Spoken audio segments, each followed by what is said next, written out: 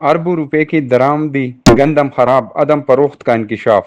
پاسکو نے 74 ارب 47 کروڑ روپے کی گندم درآمدی گوداموں میں پڑی ناقابل استعمال ہو گئی۔ پاسکو کی جانب سے 74 ارب 47 کروڑ کے درآمدی گندم کی فروخت میں ناکامی کا انکشاف ہوا ہے۔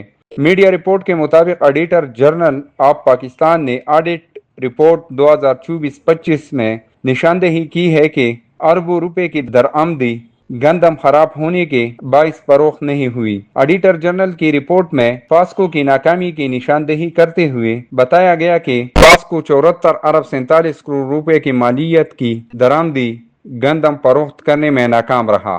رپورٹ کے مطابق درآمدی گندم پینکس، سسری اور کیپرا گندم پاؤڈر کے باعث استعمال کے قابل نہ رہی۔ آڈیٹر جنرل نے گندم کی درآمد اور عدم فروخت کی مکمل تحقیقات کی سفارش کرتے ہوئے کہا کہ معاملے پر ذمہ داران کا تعین کیا جائے۔